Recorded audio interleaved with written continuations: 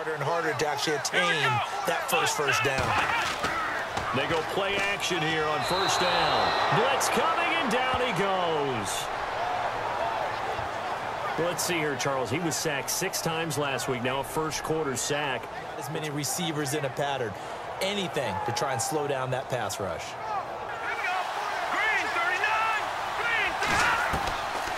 They'll look to throw. In trouble, and he's taken down.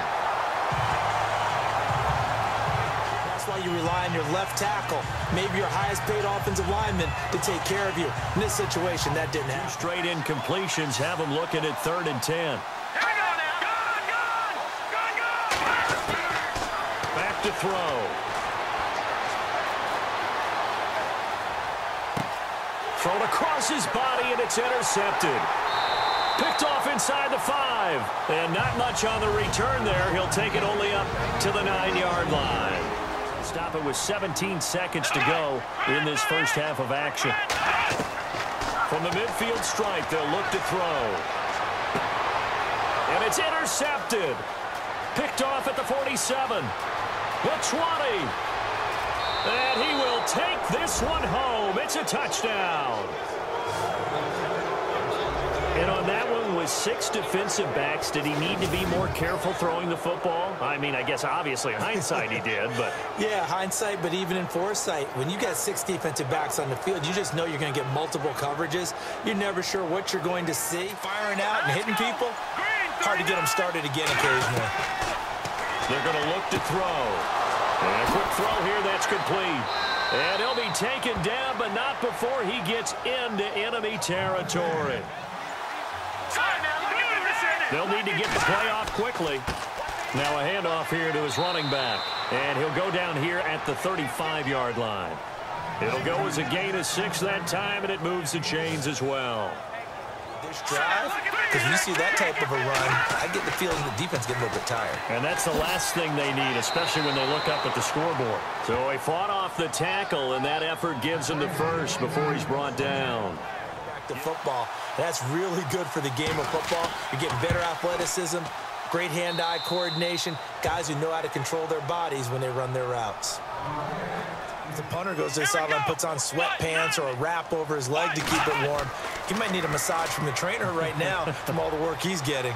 He's going to go for a big play down, and that's caught inside the 35. And all the way in for the touchdown. A big play there. His 2nd touchdown on the season. And his guys have made this a 1-score game now.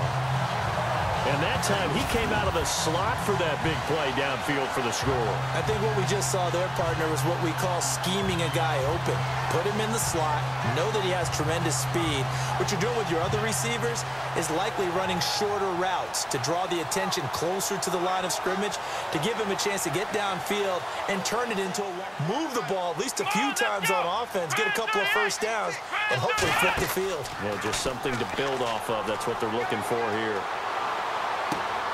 Oh, he's got a man wide open, complete. And they're going to get this one all the way out across the 45. Tell you what, he's been able to put the ball in some tight spots all game long. That throw, no doubt. Because so many parts come together to make it work well. The offensive linemen, where they're faking people out, the back slipping out there, catching the football, then all of them going together as one unit downfield.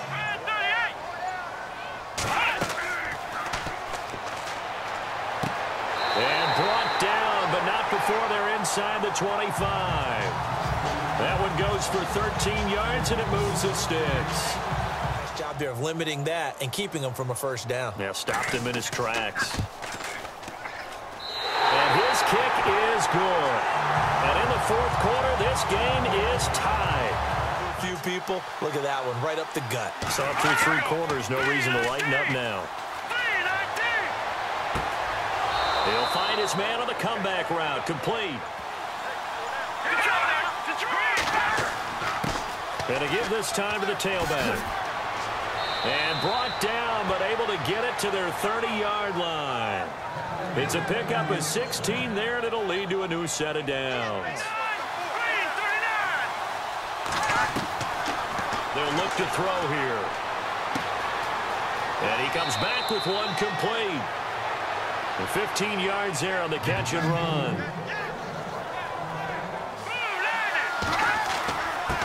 And he'll give it here to his running back. Hammering for the goal line. He loses the football. And this is going to go the other way. The defense has it.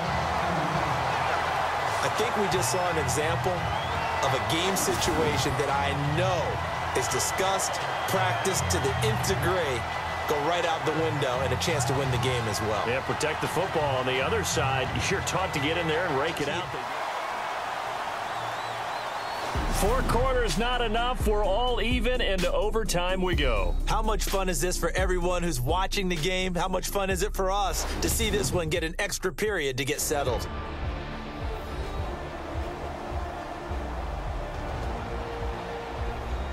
And here in overtime, if the team that receives the ball scores a touchdown, it's over. If they don't, we can still have some more football. That's exactly right. If they go down and kick a field goal, the other team gets a possession to either match it or score a touchdown to win the ball game. If both teams kick field goals, the next team to score wins. Now a first throw here in overtime. Rush coming, and he's taken down. Comes through clean.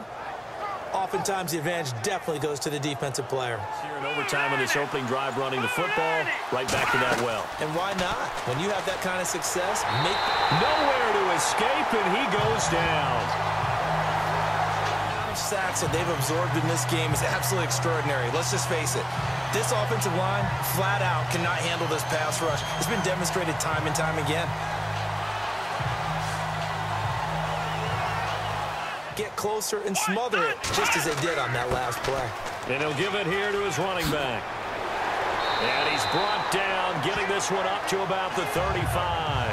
Kills, and it does it in so many different ways. In this case, you got a back who's quick and shifty, can make moves, make people miss, but also gets to and through a hole before it can close down. That's some of the benefits of that speed. Now a shotgun snap as they'll look to throw. And it's a short one here, complete to the tight end.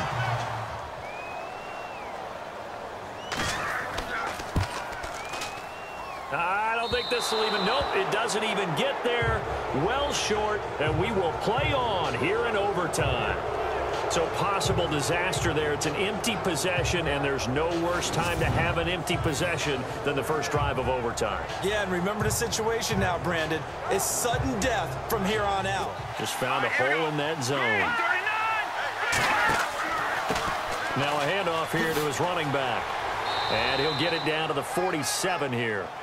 In that situation, that's almost a tendency breaker. He'll look to throw. Throwing the slant pattern here, complete. Nice drive. He'll wind up losing a yard on the play. Now a second timeout called for by the defense. They'll be down to just one remaining as we step aside here in overtime.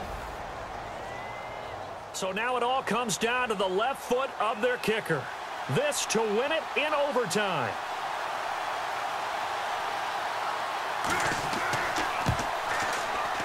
And he got it. The kick is good in overtime. He's able to split the uprights. We were just treated to an absolute dandy in this one. A great finish in overtime with a long field goal. Everybody, including us, on the edge of their seats. Quite a game. And it's rare that you get a game into overtime that it doesn't turn out to be a dandy, right? That's what we saw here. And just what you were talking about, a long field goal to win it. So definitely not a gimme. So there was tension all the way through until the ball went through the post. But it did go through the post. Ice water was in his veins.